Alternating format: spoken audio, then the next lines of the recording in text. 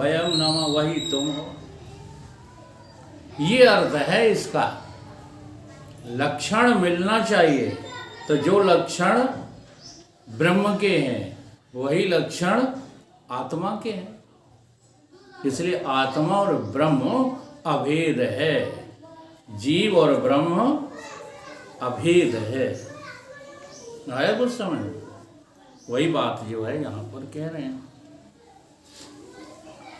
महामंत्र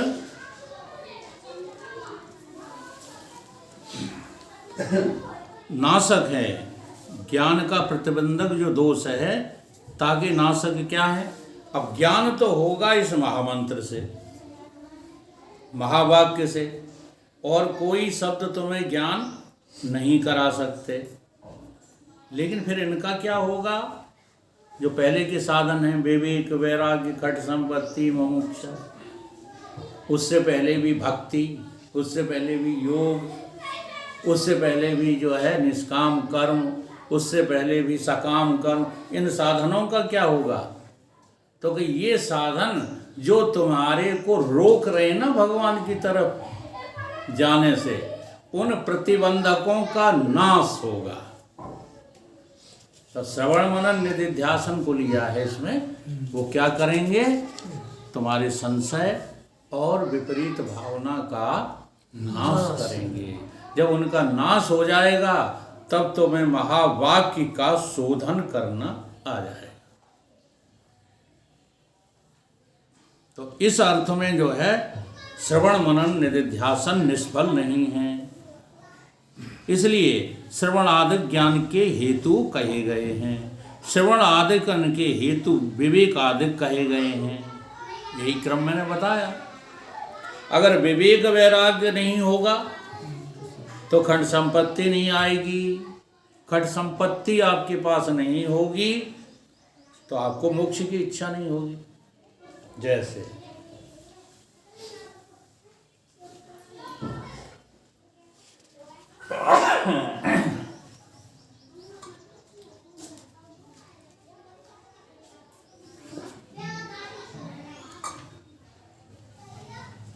सभी लोगों को मोक्ष की इच्छा है।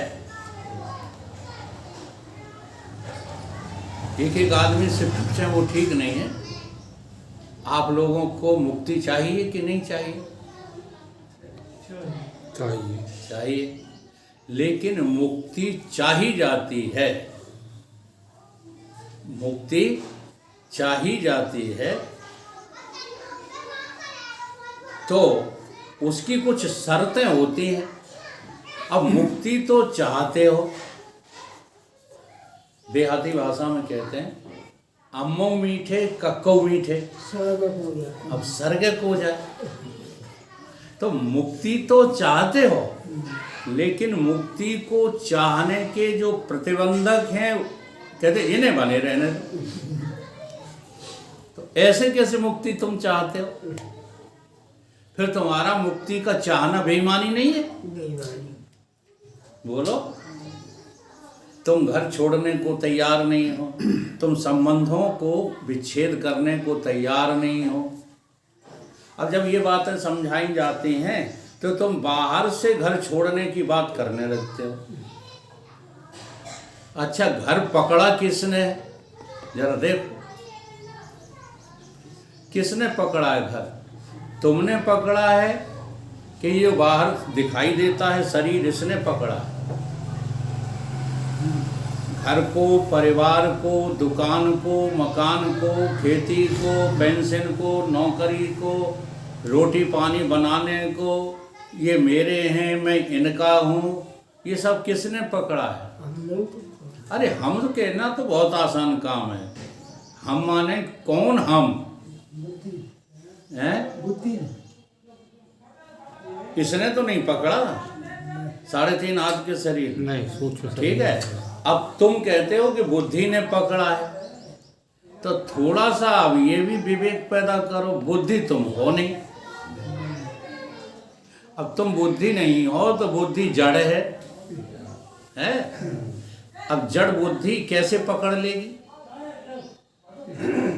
अगर जड़ शरीर नहीं पकड़ सकता, घर द्वार संपत्ति आदि नहीं पकड़ सकता, तो इसलिए संत जो है तुमको सावधानी देते हैं, सावधान करते रहते हैं कि तुम कितना भी कमा लो, कितना भी वैभव प्राप्त कर लो, एक दिन ऐसा आएगा कि कोई काहू को नहीं। तो वो समझाते हैं, तुम समझने नहीं चाहते। तो केवल इसी के लिए थोड़ी समझाते हैं, तुम्हारे पास 3 शरीर हैं और वो तीनों के लिए समझाते हैं। अगर ये नहीं जो है किसी का हो सका, तो सूक्ष्म शरीर मन बुद्धि चित्त अहंकार ये हो जाएगा किसी का, तो बुद्धि तो नहीं पकड़ पाएगी बाहर की चीजों को। पकड़ोगे तुम, ठीक है। अब तुम कौन हो? तुम बुद्धि हो नहीं, तुम मन हो नहीं, तुम चित्त हो नहीं, और तुम ये स्थूल शरीर हो नहीं, तो तुम कौन हो? इनसे रहित ही तो हो, इनसे तुम स्वतंत्र ही तो हो। अब जो तुम हो, समझे कि नहीं, वही एक बार तुम्हें अनुभव हो जाए तो तुम मोक्ष चाहने के लिए तैयार हो जाओ। अभी तुम्हें ये लगता है कि ये भी मैं हूं, अब जब ये मैं हूं तो इसके संबंधी तो मेरे हो ही गए, और बुद्धि में हूं तो बुद्धि में आया होगा कचड़ा सब मेरा है ही। जी हाँ, जैसे तुम ज्ञान कहते हो ना, वो सब कचड़ा है, कचड़ा, और वही कचड़ा लेकर के हम अहंकारी बने घूमते रहते हैं। अब वे भदौरिया हैं, हम पंडित हैं, उनके सामने हम नीचे कैसे बैठे? ये कचड़ा नहीं है? कचड़ा बोलो। जब तुम स्कूल गए थे तब तुमने जाति देखी थी? तो अपने जगत के स्वार्थ हल करने के लिए तुमने जाति का, माँ बाप का, शहर का, नगर का कहाँ पढ़ने गए थे? कोई गया था कोटा पढ़ने, कोई गया था बूंदी, कोई लखनऊ, कोई तो फॉरेन गए पढ़ने, तो त्याग नहीं किया था? बोलो। और मोक्ष की चाहत की पैदा करने के लिए तुम कुछ भी नहीं त्यागोगे। तो जब तुम्हारा तीनों शरीरों का त्याग होगा, ठीक है, तब तुम्हारी आसक्ति बढ़ेगी किससे? कि जिसके तुम हो। तुम अभी आधार में लटके हो। देखो, एक सूत्र के द्वारा बताते कि भाषा तो पढ़ के हम कभी भी सुना देंगे, पेंडुलम की तरह लटके हैं, पेंडुलम बने हो। हाँ, देखो कैसे पेंडुलम बने हो। 666 लिखिए आप, कॉपी में लिखो, दिमाग में लिखो, दीवार पे लिखो, 666 हिंदी का 666 लिखो। लिख लिया? अब इकाई वाला 6, ढाई वाला 6 और सैकड़ा वाला 6, ध्यान रखना। तो इकाई वाला 6 तो है क्या? संसार। ये क्या है? संसार। समझ में आ रही कि नहीं? अब संसार की तरफ है तुम्हारा मुंह। तुम कौन हो? बीच वाले ढाई वाले 6, समझ रहे हैं कि नहीं? तुम हो ढाई वाले 6, संसार की तरफ तुम्हारा मुख है। तुम सन्मुखता किसकी पकड़े हुए हो?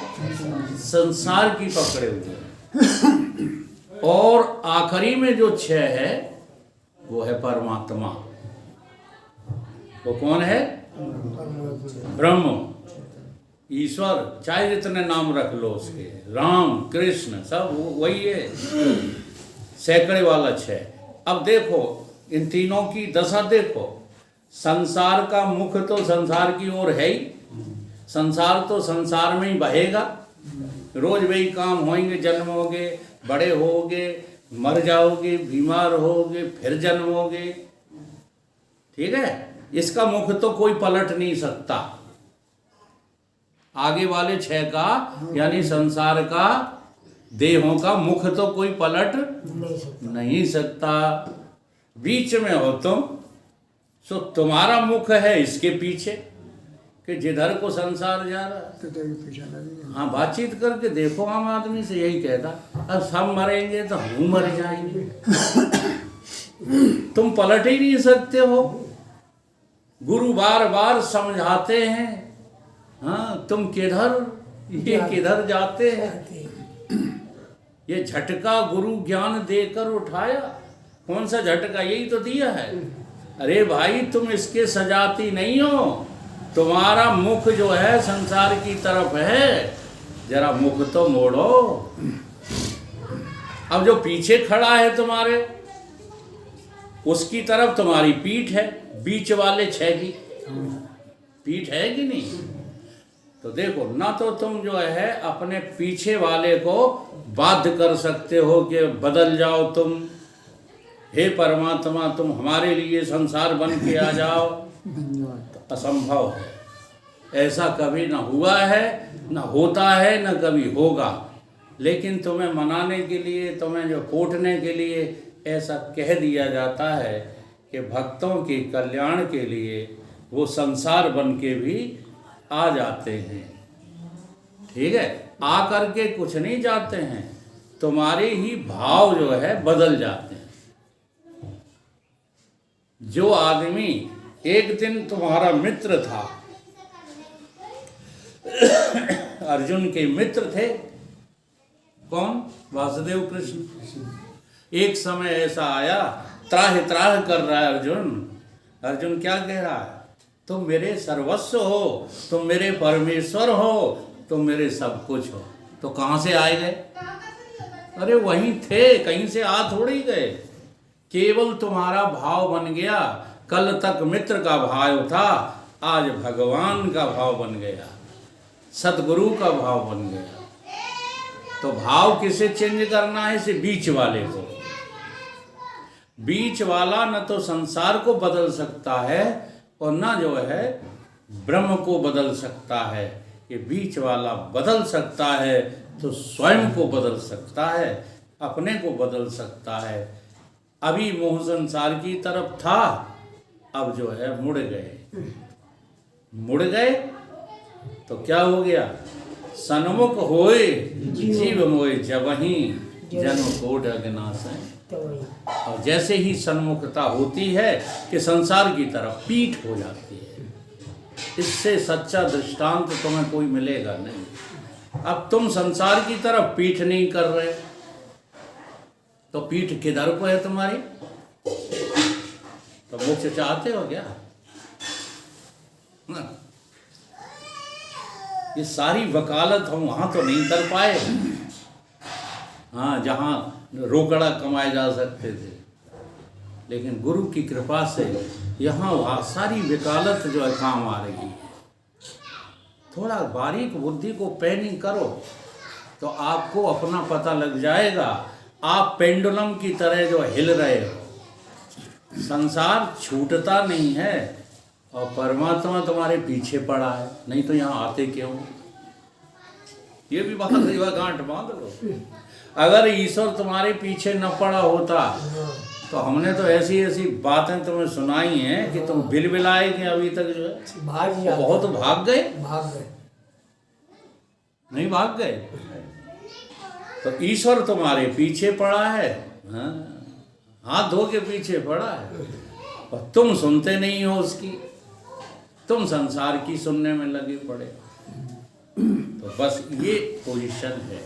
तो हमें अपने लिए मोक्ष चाहिए, देह के लिए थोड़ी चाहिए। अभी देह बनकर के तुम बार बार जन्मते हो, बार बार मरते हो।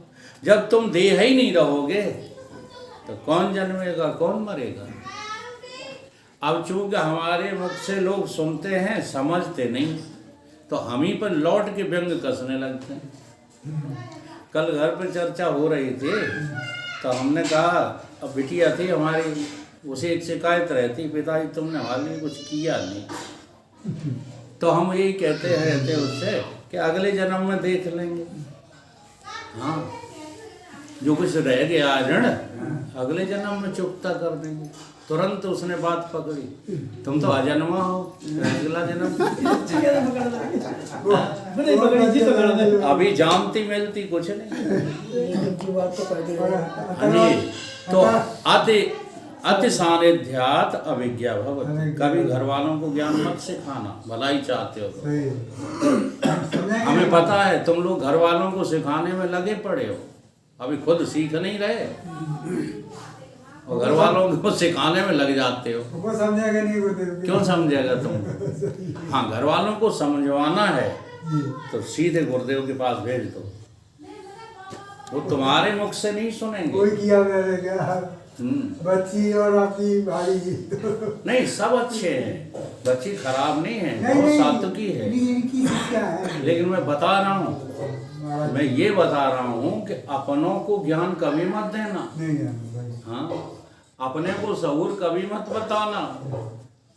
अगर गैरों को तुम ये ज्ञान देने लगोगे तो वो हो सकता है सौभाग्यवश आपके साथ यहाँ आने लगे।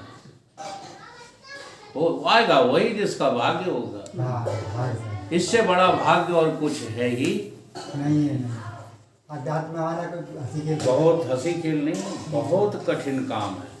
अगर हमसे पूछा जाए, अनुभव बता रहा हूँ अपना, तो दुनिया में कोई पूछे सबसे कठिन कार्य क्या है, तो भगवान का भजन करना सबसे कठिन। बहुत कठिन। इससे कठिन और दुनिया में कुछ भी नहीं 10 नाम अपराध करते है। 10 नाम अपराध इससे कठिन कुछ नहीं। आगे क्या कह रहे हैं? श्रवण आदिकन के हेतु विवेकादिक है, इसलिए विवेकादिक ज्ञान के साधन कहे गए हैं। गौण साधन हो गए, ठीक है। मुख्य साधन तो महावाक्य ही है। विवेकादिक 4 साधन संयुक्त जो पुरुष है वो क्या है? वो अधिकारी है, 4 साधनों से युक्त। ये 4 साधन कौन से हैं? विवेक, वैराग्य, कट संपत्ति और मुमुक्षा। ये 4 साधन जिसके पास आ गए वो मोक्ष का अधिकारी हो जाता है। ज्ञान से पूर्व सगुण ब्रह्म के साक्षात्कार जाकी उपासना ताकों कृत उपासना कहते हैं। 2 तरह की उपासना होते हैं, एक होती है कृत उपासना, एक होती है अकृत उपासना। जिसे अभी ज्ञान नहीं हुआ है, विवेक नहीं हुआ है, चतुष्ट साधन संपन्न नहीं है, और फिर वो भगवान की उपासना करता है, गुणों को लेकर के सगुण की उपासना करता है। निषेध नहीं है, वेदांत में भी सगुण उपासना निषेध थोड़ी है। सगुण साकार की उपासना जो करते हैं, मंदिर जाते हैं, लेकिन ईमानदार होना चाहिए।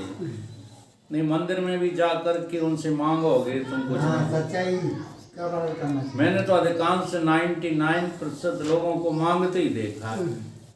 मांगना कुछ नहीं है, करो, साकार उपासना मना नहीं है। सगुण साकार उपासना तो प्रारंभ ही है, इसका प्रथम सीढ़ी है। पर निष्काम पहुंच। हाँ, तो वो होगी कैसे? वो होगी निष्काम होकर के। कुछ मत चाहो, चाहो कुछ मत, केवल जो है नतमस्तक हो जाओ कि प्रभु तुम जानो, तुम्हारा काम जाने, मैं तो तुम्हारी शरण में पड़ा। देखो ये बातें इसलिए समझाने लगता हूँ, हैं बहुत हल्के स्तर की हैं, वेदांत का विषय नहीं बन पाता है, क्योंकि इतना हम समझाएंगे तो ये 4-6 साल में पूरा होगा ग्रंथ जी। लेकिन अब समझाएंगे नहीं तो समझ में कैसे आएगी? आपने मंदिर पे दंडवत प्रणाम किया, 3 क्रियाएं होती हैं मंदिर पे जाने से, सो ऑटोमेटिकली हो जाती हैं, तुम्हें करना भी नहीं पड़ती। एक तो दोनों हाथ जुड़ जाते हैं अपने आप, आंखें बंद हो जाती हैं, गर्दन झुक जाती है, और ज़्यादा हिम्मती होगा तो दंडवत सीधा गिर पड़ेगा मूर्ति के सामने। ये 4 काम होते हैं। अब देखो इनका लक्ष्य क्या है? यह तुम्हारे भीतर कामना नहीं है, तो इनका लक्ष्य देखिए कितना सुंदर है। जिस मूर्ति को आपने हाथ जोड़े, वो क्या कह रही है तुमसे? यार मुझे क्या तुम पूज रहे हो, हम और तुम एक ही है। क्या है? एक ही है। एक ही। दोनों एक ही। मूर्ति तुमसे कह रही है, संकेत कर रही है कि हम और तुम एक ही है। एक ही। अच्छा, आंख बंद हो जाने का क्या कारण है? वो मूर्ति ये संकेत कर रही है कि हमारे पास कुछ नहीं है। हाँ, हमारी तरफ से दुनिया से आंखें बंद कर लो, जो कुछ है वो सब तुम्हारे भीतर ही है। दूसरा संकेत ये कर रही है मूर्ति। कर रही कि नहीं बोलो? अनुभव के स्तर पर सोचो। तीसरा जो है, झुक जाती है गर्दन। ये गर्दन का झुक जाना मूर्ति का संकेत है कि प्यारे, हाँ, दर बदर न भटको, तुम्हारे दिल में ही तुम्हारा दिलवर रहता है। हाँ, इसलिए जरा सी गर्दन झुका ली और के दीदार हो गया। इसी को कहते हैं दिल में दर्शन। तो मूर्ति संकेत कर रही है कि तुम्हारे दिल में ही तो मैं बैठा हूँ। ठीक। और दंडवत का तो बड़ा भारी जो है लक्ष्य है। दंडवत जब तुम करते हो तो दंडवत का ये नियम होता है कि धरती में जितनी धूल है तुम्हारे हर अंग में लग जानी चाहिए। मस्तिष्क में, नाक में, छाती में, घुटनों में, पैरों में, इनमें सब में धूल लग जाए तो दंडवत है। वो डरात रहे, डरते रहे तो वो दंडवत नहीं है। तो क्या संकेत कर रही है मूर्ति? मिटा दे अपनी हस्ती को अगर तू मर्तबा चाहे, कि दाना खाक में मिलकर गुले गुलजार होता है। तो ये जो शरीर बना घूम रहा है, मूर्ति का संकेत क्या है? ये तू शरीर बना जो घूम रहा है, इसको हटा दे। तू तो शरीर नहीं, तेरा शरीर नहीं, गगन तेज नीर नहीं, पृथ्वी समीर नहीं, नाम जात तुझ में नहीं, काहे दुख पावे। क्यों दुखी होता है? इस देह के अभिमान से रहित हो जा, तुझे मैं मिल जाऊंगा। आई बात समझ? तो ये सगुण साकार उपासना की पद्धति है, वो बेकार नहीं है। इसको शास्त्रों में क्या कहा? कृत उपासना। इसका नाम क्या है? कृत उपासना। कृतोपासना। उससे भिन्न अकृतोपासना होती है। तिनमें कृतोपासन के वैराग्यादि साधन तीव्र हैं। इसके खिलाफ जो होगी, अगर आप मंदिर नहीं जाते हो, नहीं जाना चाहते हो, कोई बात नहीं, तो अकृत उपासना करो। अकृत उपासना में तुम्हें बहुत हिम्मत जुटाना पड़ेगी। विवेक पैदा करो, वैराग धारण करो। बाहर से नहीं, भीतर से जो तुम्हारा बीच वाला मैं है ना, उस मैं को लगना चाहिए आगे वाले मैं से मेरा कोई संबंध नहीं है, ये लगना चाहिए।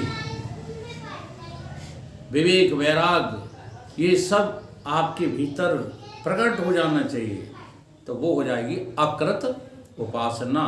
और अकृत उपासना होती है वो निराकार और निर्गुण की होती है, न कि सगुण साकार की। तो मना तो नहीं किया है, एक क्रम है उपासना करने का।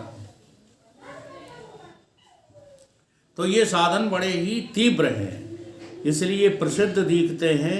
और अकृतोपासन के साधन मंद हैं, कृतोपासन के साधन दुनिया कर रही है, लेकिन बेईमान है दुनिया। कृतोपासना भी करते हैं तो काय के लिए करते हैं? आजकल छोटी छोटी बच्चियां 15-15, 16-16 साल के लिए, उसमें अभी सावन आता है जब, तब देखो 16 सोमवार काय के, सावन के रहे जाते हैं। कब रहे जाते हैं? 16 सोमवार सावन में हैं। वो तो कभी अनुष्ठान कर लेते, कभी हाँ नहीं। जी। तो क्या उद्देश्य है कि दूल्हा अच्छा मिल जाए। वो कहानी भी उसी तरह की बनाई गई। जब पार्वती जो है बैठती है तपस्या के लिए, है ना, तो ब्रह्मा आते हैं, विष्णु आते हैं, तमाम ऋषि मुनि आते हैं, लालच देते हैं। लालच देते हैं तो वो क्या कहती हैं, बरहूँ शंभु नत रहूं कुमारी। अब इसका लक्ष्य अर्थ तो कुछ और है, लेकिन सिखा क्या दिया गया, बढ़िया तुम्हें इंजीनियर लड़का मिल जाएगा, हाँ, जज मिल जाएगा, शंकर जी की उपासना करो। पार्वती ने की थी तो कहाँ उलझा दिया, कामनाओं में उलझा दिया। जबकि उपासना कामनाएं जो है पूर्ति के लिए नहीं होती। आप जो है खूब गहन चिंतन करो और अनुभव करो, तुम्हें तुम्हारे कर्मों का फल भोगना ही पड़ेगा। अगर तुमने कर्म अच्छे किए हैं तो सब अच्छा मिल जाएगा, कर्म खराब किए हैं तो खराब खराब मिलेगा। उसमें न ईश्वर कुछ कर सकता है, न देवी देवता कुछ करते हैं। बहुत बड़ी सच्चाई है। परंतु चूंकि तुम जो है काम वासनाओं की पूर्ति में इतने उलझ गए हो कि शास्त्रों की बात का उल्लंघन करके आगे बढ़े जा रहे हैं, तब फिर संत लोग जो है चुप हो जाते हैं। उन्हें कि जो हो रहा है वही होने दो। नहीं तो 2 दिन से गए पाड़े का है क्या मिले, माड़े मेरे ने सीधा मिला माड़े। हाँ, 2 दिन से चले जाओगे। जो कुछ तुम कर रहे हो वो भी करना छोड़ दोगे। नहीं, हकीकत तो यही है, काऊ न को सुख दुख कर दाता निज कृत कर्म भोग सब। इसके लिए पूजा पाठ मत करो, पूजा पाठ करो भगवान को पाने के लिए, उपासना करो भगवत प्राप्ति के लिए। चाहे सगुण करो चाहे निर्गुण करो, उसमें कोई जो है बुराई नहीं है, क्योंकि सगुण उपासना की परिपक्वता तुम्हें निर्गुण तक पहुंचा ही देगी। ये उसका लक्ष्य है। जैसे वस्त्र के पल्ले पकड़े हुए सारा वस्त्र पकड़ में आ जाता है, तैसे ही 4 साधन से एक साधन की निश्चय भय सर्व साधन गुप्त हैं। ऐसा निश्चय हो गए तो सब साधन आ जाते हैं। एक साधन तुम कोई पकड़ लो निर्गुण उपासना के लिए, एक साधन, चाहे कौन सा, विवेक पकड़ लो। अगर विवेक तुम्हारा साधन परिपक्व हो जाए तो वैराग अपने आप, हाँ, वैराग आया तो खट संपत्ति आ जाएगी, खट संपत्ति आई तो मोक्ष की इच्छा हो जाएगी। अब ये क्रम से पकड़ो तो तुम्हें जो है सुगमता मिलेगी। हम लोग क्या करते हैं, कोशिश में तो हैं, हम क्रम तोड़ देते हैं। पहले मोक्षा जगाने की कोशिश में लग जाते हैं। यार हमें मोक्ष की इच्छा क्यों नहीं हो रही, हमें मोक्ष की इच्छा क्यों, घर द्वार में तुम चिपकी हो, मोक्ष की इच्छा कैसे हो जाएगी। अच्छा, भ्रम हो रहा है कि मोक्ष की इच्छा हो रही है। देखो हम बड़े खुले तबीयत के आदमी हैं, पिक्चर देखने की इच्छा हुई, राम और श्याम फिल्म लगी है, हम अपने जमाने की बात बता रहे हैं, इच्छा हुई, ठीक है, वो घरे मेहमान आए गए, निर्देश मिल गया इनकी व्यवस्थाएं करना है। हम उनकी व्यवस्थाओं को दूसरे को सुपुर्द करके और भाग गए, राम और श्याम देख के आए। क्या है ये, राम और श्याम देखने की प्रबल इच्छा ने सब कुछ छोड़वा दिया। देखो नजर ऊपर करो श्रीमान जी, जिस दिन मोक्ष की इच्छा होगी ये घर परिवार सब छूट जाता है। छूटता किसका है, देह का थोड़ी छूटेगा। वैसे ही रोटी खा रहे हैं, वैसे ही कपड़े पहन रहे हैं, वैसे ही सब कुछ चल रहा है। जो बीच वाली मैं है ना, उसने सब कुछ त्याग, वही तुम्हारी त्यागेगी, उसी को मोक्ष की इच्छा होगी। हाँ जी, अंतःकरण और स्थूल देह को मोक्ष की इच्छा थोड़ी होती है।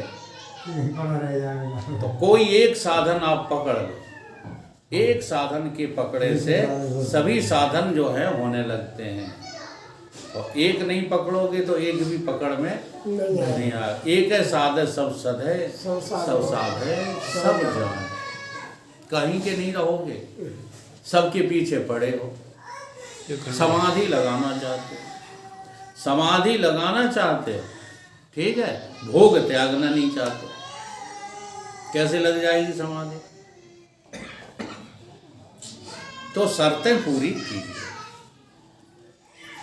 विवेक आदि 4 साधन का परस्पर सहकारी होने से जिस जिस प्रकार श्रद्धालु और व्यसनी तीव्र बुद्धिमान पुरुष को बोध होवे, उसका नाम जो है विवेक साधन है।